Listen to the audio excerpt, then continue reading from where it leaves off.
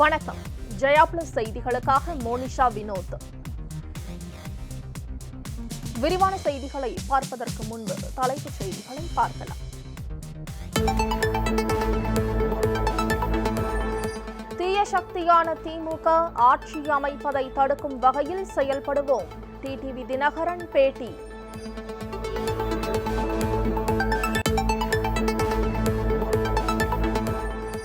தியாக தலைவி சின்னம்மா அஇஅதிமுக கொடியை பயன்படுத்துவதில் எந்த தவறும் இல்லை. மக்கள் பிரதிநிதித்துவ சட்டத்தில் இடம் இருப்பதாக மூத்த வழக்கறிஞர் பேட்டி.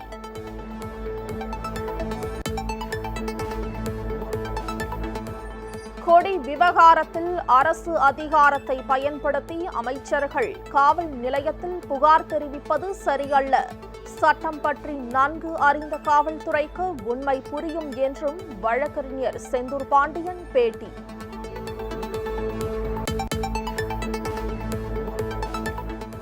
சின்னம்மா உறவினர் இளவரசி விடுதலை ஆனார்.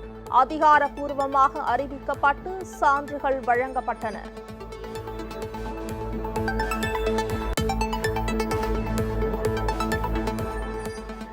பயிர் சேதத்தை பார்வையிட வந்த மத்திய குழுவினர் மீது ராமநாதபுரம் மாவட்ட விவசாயிகள் கடும் அதிருப்தி.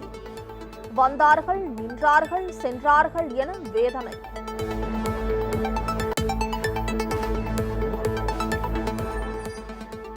கருப்பர் கூட்டத்தை சேர்ந்த 2 பேர் மீதான குண்டர் சட்டம் ரத்து. சென்னை உயர்நீதிமன்றம் உத்தரவு.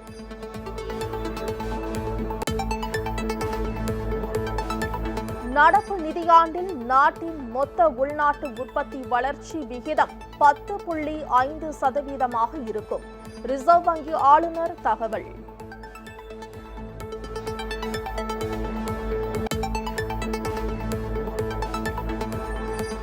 புதுச்சேரி துணைநிலை ஆளுநருக்கு எதிராக காங்கிரஸ் கூட்டணி கட்சிகள் நடத்தும் உண்ணாவிரத போராட்டம். முதலமைச்சர் நாராயணசாமி பங்கேற்று ஆதரவு.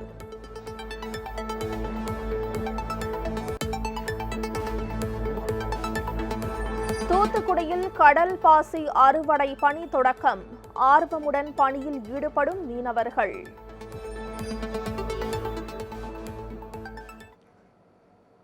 இனி செய்திகளை விரிவாக பார்க்கலாம். அமைச்சர்கள் சிலர் டிஜிபியிடம் மனு கொடுத்தாலும், முப்படை தளபதிகளிடம் மனு கொடுத்தாலும் அஇஅதிமுக பொதுச் செயலாளர் என்ற முறையில் கட்சி கொடியை பயன்படுத்த முழு உரிமை உள்ளதென கழக பொதுச் செயலாளர் திரு டிடிவி தினகரன் திட்டவட்டமாக தெரிவித்துள்ளார். தென்காசியில் செய்தியாளர்களை சந்தித்த அவர், தீய சக்தியான திமுக ஆட்சி அமைப்பதை தடுக்கும் வகையில் செயல்படுவோம் என உறுதிபட தெரிவித்துள்ளார். வரவேற்கு இயற்கையாகவே எல்லா தொண்டர்களும் எங்கள் நிர்வாகிகளும் அம்மாவின் தொண்டர்கள்லாம் 27ஆம் தேதி அவங்க வருவாங்கன்னு ரெடி ஆகிட்டு இருந்தாங்க. இப்போ முதல்ல 7ஆம் தேதி வரதா இருந்தால் சரி, ஒரு வாரத்தை கம்ப்ளீட் பண்ணிவிட்டு 8ஆம் தேதி வரலான்னு சொன்னாங்க நேற்று. அதனால தான் 8ஆம் தேதினு அறிவித்தேன். எல்லாம் தமிழ்நாடு, அது குறிப்பாக அம்மா மக்கள் முன்னேற்ற கழக தொண்டர்கள், அம்மாவின் உண்மையான தொண்டர்கள் மற்றும் தமிழ்நாட்டில் இருக்கிற தாய்மார்கள், பெரியோர்கள்லாம் அவங்களுடைய வருகையை அவளாக எதிர்பார்க்காங்கிறது உங்களுடைய கேள்விகள்லேருந்தே தெரியுது. நிச்சயம் அவர்கள் வந்தவர் தான். நான் நேற்று மதுரையில் சொன்னேன், தமிழ்நாட்டில் பெரிய வேதியியல் மாற்றம் உருவாகும், கெமிக்கல் ரியாக்ஷன்ஸ் உருவாகிட்டு இருக்கு. அது எத்தனை பேரை எப்படியெல்லாம் பேச வைக்குது. எல்லாத்துக்கும் ஒரு முடிவு வரும், நல்ல விதமான முடிவு வரும். தீய சக்தியான திராவிட முன்னேற்ற கழகத்தை ஆட்சியில் வரவிடாமல் தடுப்பதற்கு நாங்கள் அனைவரும் செயல்பட்டு கொண்டிருக்கோம். நிச்சயம் அதை நிறைவேற்றுவோம். மீண்டும் அம்மாவின் ஆட்சியை தமிழ்நாட்டில் உருவாக்கும். அது மக்களுக்கே தெரியும். ஏற்கனவே 2011 தேர்தலுக்கு முன்னாடி நினைக்கிறேன் திரு கருணாநிதி 8000 கோடி தள்ளுபடி பண்ணார். மக்கள் ஒருத்தரை தள்ளுபடி பண்ணணும்னு முடிவுக்கு வந்துட்டாங்கன்னா அது நம்ம எது பண்ணாலும் அவங்க ஏற்றுக்க மாட்டாங்க. தள்ளுபடி ஒரு விதத்தில் அரசாங்கம் எப்போயாவது தள்ளுபடி செஞ்சுருக்கேன், அதை நம்ம வரவேற்கிறேன். அதே நேரத்தில் இதெல்லாம் தேர்தலுக்கான நடவடிக்கையா இல்லையாங்கிறது மக்கள் தான் முடிவு செய்வார்.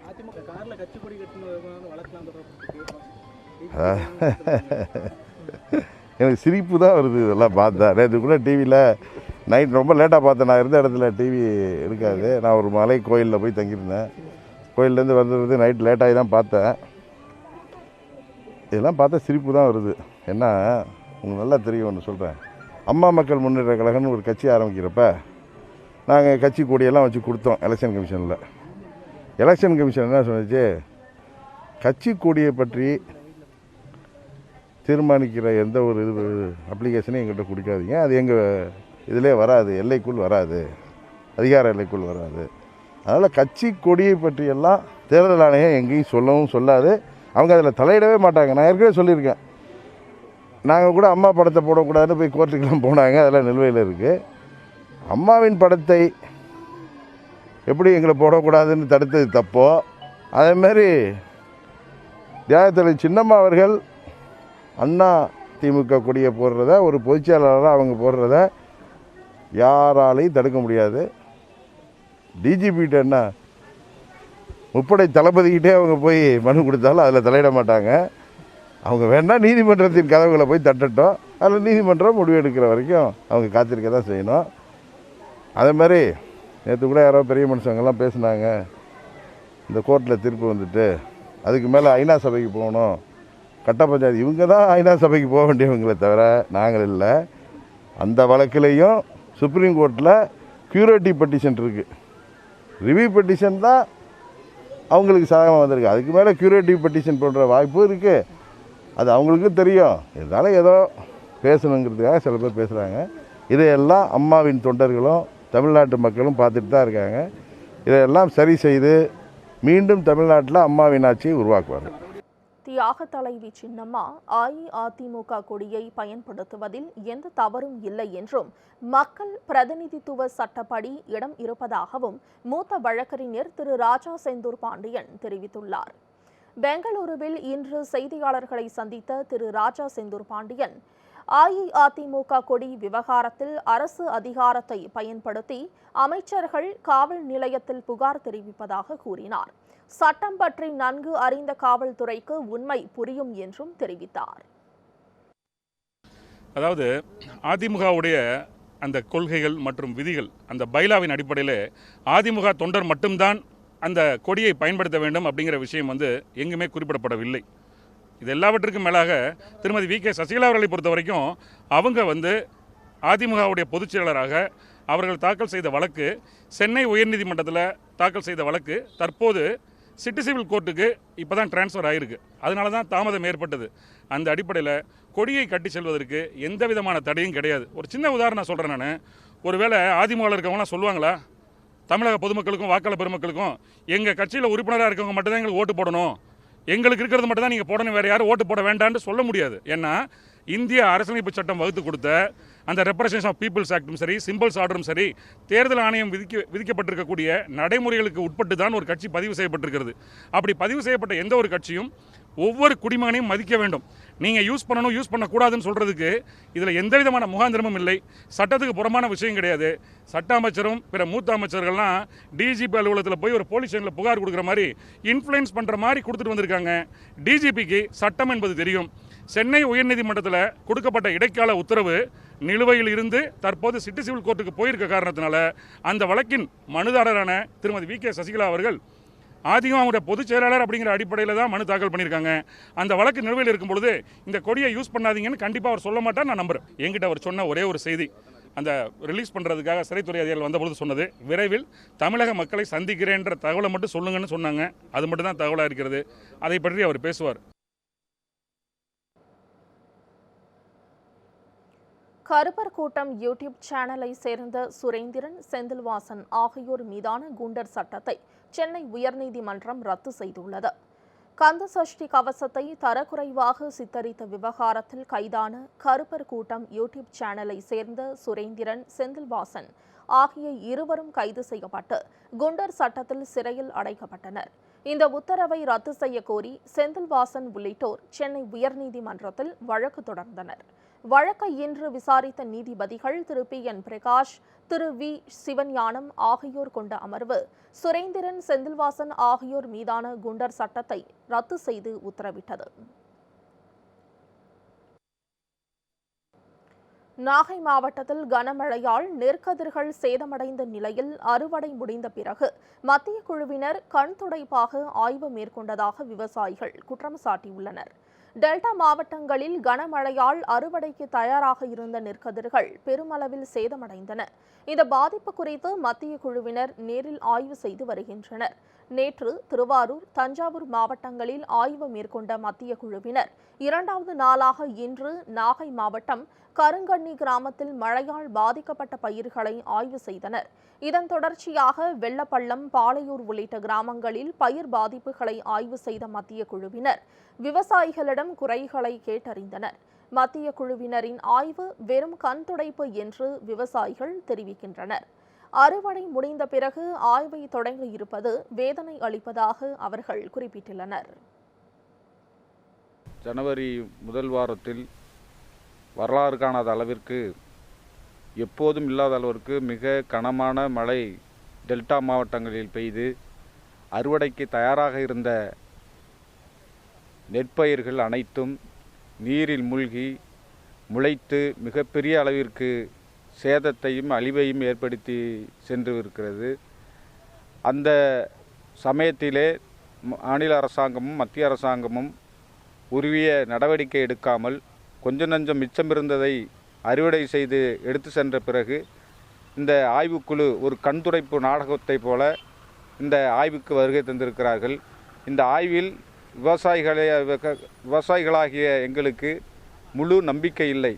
இந்த ஆய்வுக்குழு எந்த மாதிரியான அறிக்கையை தாக்கல் செய்ய போகிறார்கள், எந்த மாதிரியான நிவாரணத்தை மத்திய மாநில அரசுகள் வழங்கப் போகிறது என்பது எங்களுக்கு முழு நம்பிக்கை இல்லை.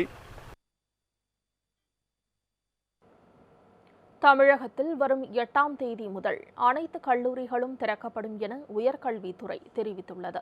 தமிழக கல்வித்துறை இன்று வெளியிட்டுள்ள அறிக்கையில் வரும் 8ஆம் தேதி முதல் அனைத்து கல்லூரிகளும் திறக்கப்படும் என தெரிவிக்கப்பட்டுள்ளது. வாரத்தின் 6 நாட்கள் கல்லூரிகள் செயல்படும் என அறிவிக்கப்பட்டுள்ளது. இந்த கல்வி ஆண்டு முழுவதும் வாரத்தின் 6 நாட்கள் கல்லூரிகள் செயல்படும் என அரசாணை வெளியிடப்பட்டுள்ளது. சோதனை நெருப்பாறுகளை கடந்து வரும் சின்னம்மாவை திருவிழா கோலம் பூண்டு வரவேற்குமாறு கழக தொண்டர்களுக்கு அம்மா மக்கள் முன்னேற்ற கழக பொதுச் செயலாளர் திரு டிடிவி தினகரன் வேண்டுகோள் விடுத்துள்ளார். 10 ஆண்டுகளாக தமிழக மக்களால் புறக்கணிக்கப்பட்டிருக்கும் தீய சக்தியான திமுகவை வருகிற சட்டமன்ற தேர்தலில் தலையெடுக்க விடாமல் செய்கிற தலையாய பணியை அம்மாவின் உண்மையான பிள்ளைகளான நம்மிடம் காலம் வழங்கியிருப்பதாகவும் திரு டிடிவி தினகரன் தெரிவித்துள்ளார். கழக பொதுச் செயலாளர் திரு டிடிவி தினகரன் வெளியிட்டுள்ள அறிக்கையில், புரட்சி தலைவி அம்மாவிற்காக தனது வாழ்வையை அர்ப்பணித்து துயரங்களை தாங்கி சோதனை நெருப்பாறுகளை கடந்து வரும் தியாகத் தலைவியின் வருகையை திருவிழா கோலம் பூண்டு வரவேற்போம் என குறிப்பிட்டுள்ளார். ஒரு தாய் பிள்ளைகளாக நாம் அனைவரும் ஒன்றுபட்டு நின்று தீய சக்தி கூட்டத்தை தலையெடுக்க விடாமல் செய்திடுவோம் என அவர் சூளுரைத்துள்ளார். இதய தெய்வம் புரட்சி தலைவி அம்மாவின் உண்மை தொண்டர்களாம் கழகத்தினருக்கு திரு டிடிவி தினகரன் விடுத்துள்ள வேண்டுகோளில், அரசியல் களத்தில் ஒரு பெண்ணாக சிங்கம் போல நின்று ஒப்பாரும் மிக்காரும் இல்லை என்று சொல்லும் அளவிற்கு சரித்திர சாதனைகளை படைத்தவர் நம்முடைய புரட்சி தலைவி அம்மா என திரு டிடிவி தினகரன் பெருமிதத்துடன் குறிப்பிட்டுள்ளார். அத்தகைய சிறப்போடு தமிழ் கூறும் நல்லுலகின் விளக்காக புரட்சி தலைவி அம்மா ஒளி வீசிடுவதற்கு தன்னையே உருக்கிக் கொண்டு உறுதுணையாக இருந்தவர் தியாகத் தலைவி சின்னம்மா.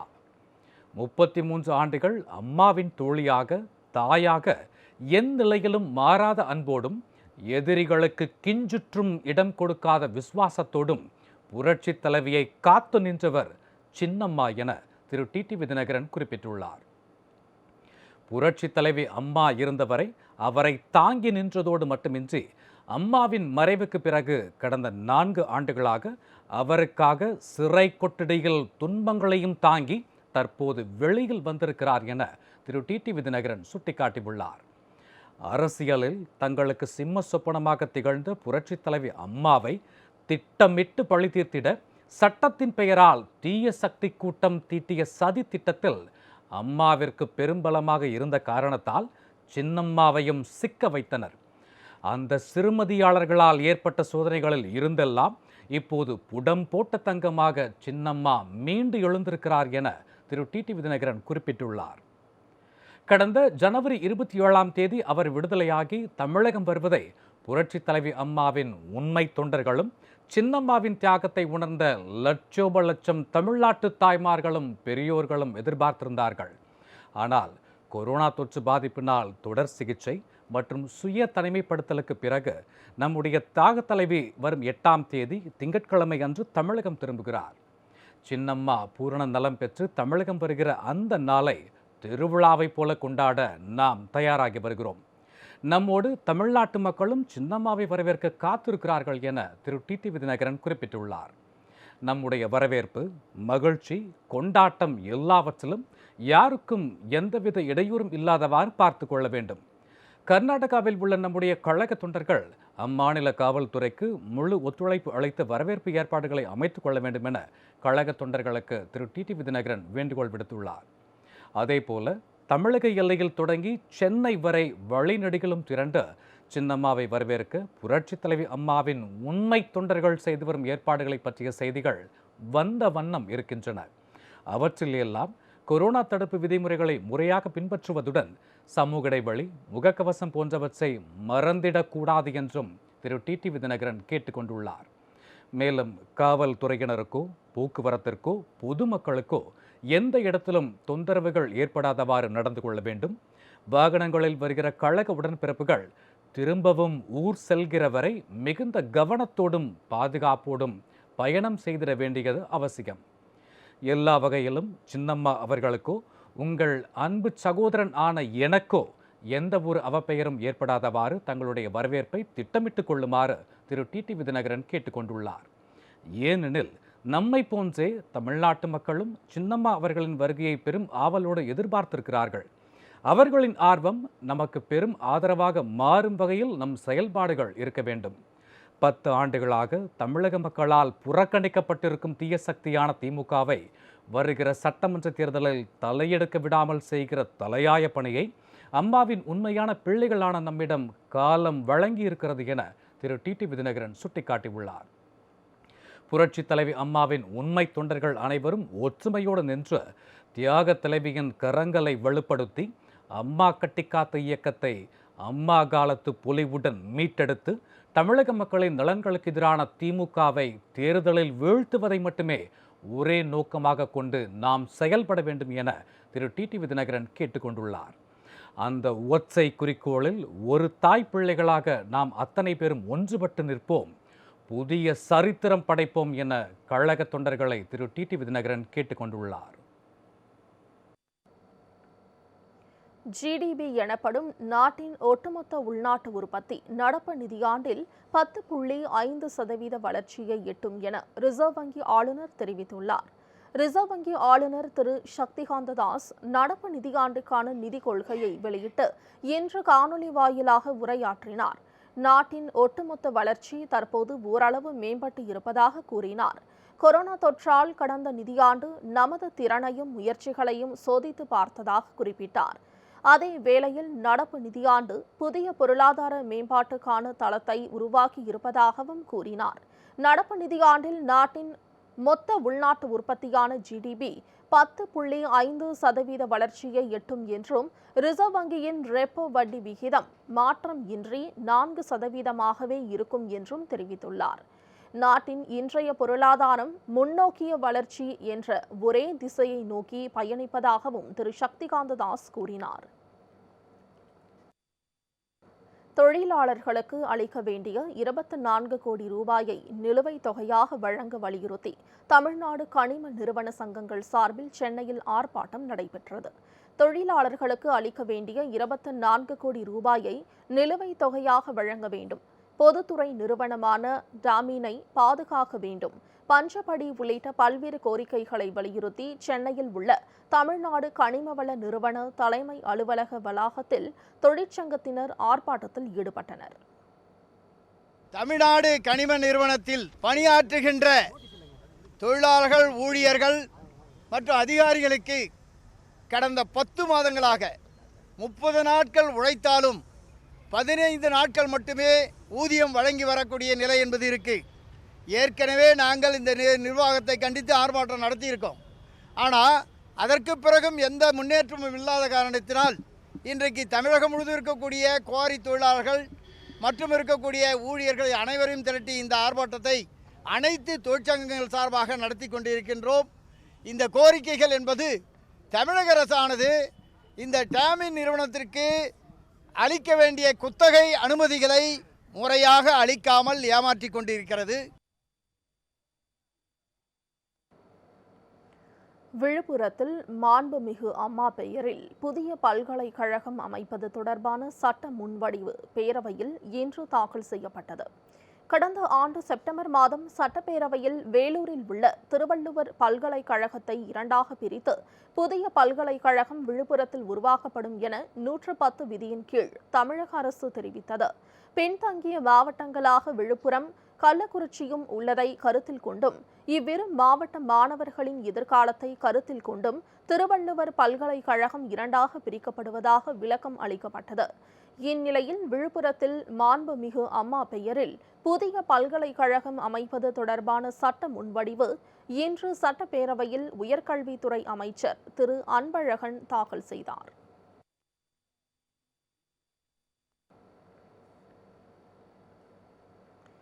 தூத்துக்குடி மாவட்டத்தில் தெய்வ செயல்புரம், பூவானி, லட்சுமிபுரம் போன்ற பகுதிகளில் சுமார் 5000 ஏக்கரில் பயிரிடப்பட்டிருந்த உளுந்து, பாசி போன்றவை மழையில் அழுகி சேதமடைந்துள்ளதால் அரசு தங்களுக்கு இழப்பீடு வழங்க வேண்டும் என்று விவசாயிகள் கோரிக்கை விடுத்துள்ளனர்.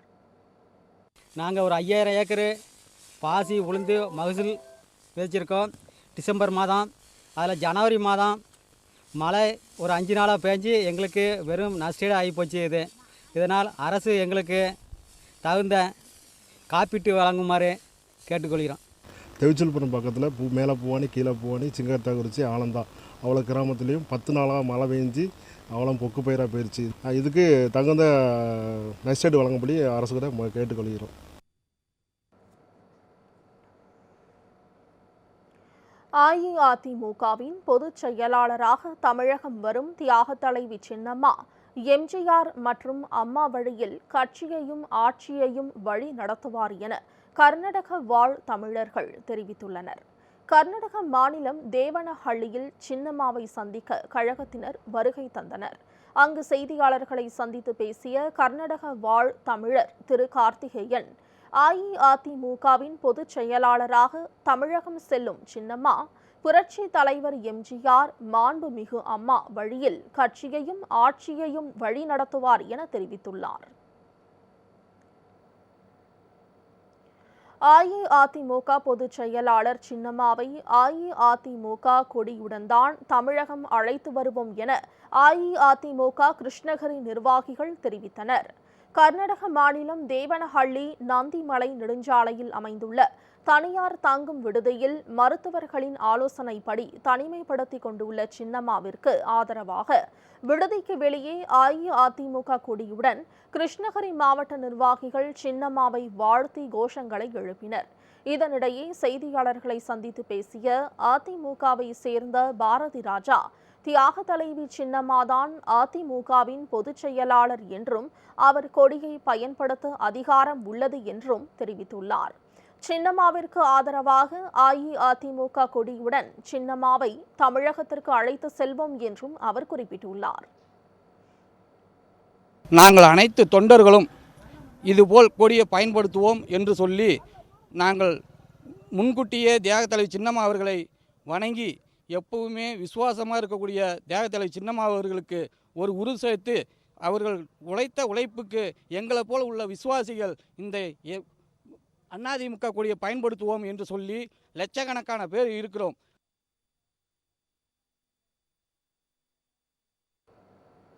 கன்னியாகுமரி மாவட்டம் தோவாளை அருகே மழையில் ஏற்பட்ட காட்டுத்தீ காரணமாக லட்சக்கணக்கான ரூபாய் மதிப்புள்ள மரங்கள் எரிந்து சேதமடைந்தன. கன்னியாகுமரி மாவட்டம் தோவாளையை அடுத்து தெற்கு மலை உள்ளது. இந்த மலையில் நேற்று மாலை திடீரென தீப்பிடித்தது. காற்றின் வேகம் காரணமாக தீ மலமளவென பரவியது. தீ விபத்து காரணமாக லட்சக்கணக்கான ரூபாய் மதிப்புள்ள மரங்கள் எரிந்து சாம்பலாகின. பல மணி நேரம் முயன்றும் தீயை அணைக்க முடியவில்லை. இதனிடையே இரவு நேரம் என்பதால் தீயை அணைக்கும் முயற்சியை கைவிட்ட தீயணைப்புத் துறையினர் மீண்டும் காலையில் தீயணைப்பு பணியை மேற்கொண்டனர்.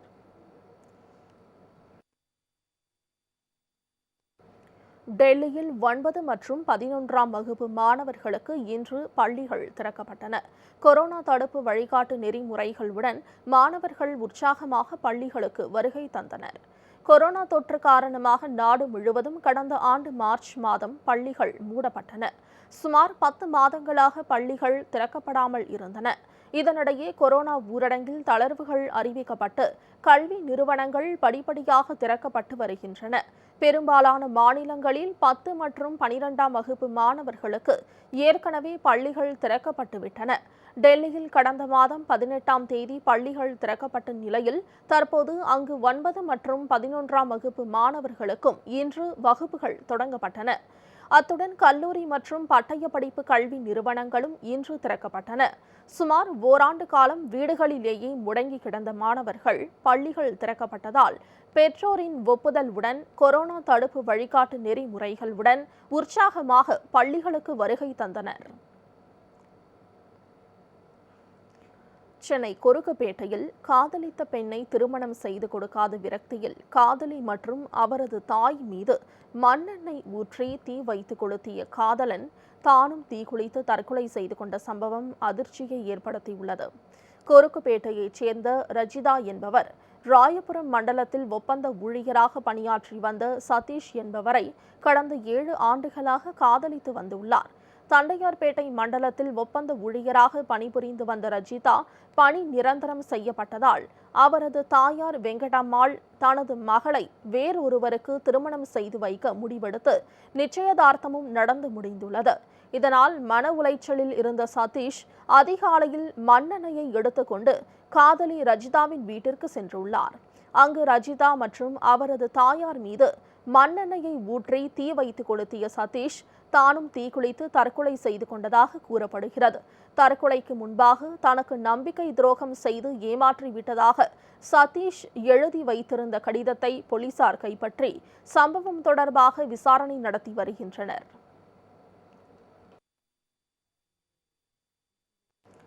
செய்திகள் நிறைவடைந்தன. அடுத்தடுத்த நிகழ்வுகளுக்கு தொடர்ந்து பாருங்கள் ஜெயா பிளஸ் செய்தி சேனலை.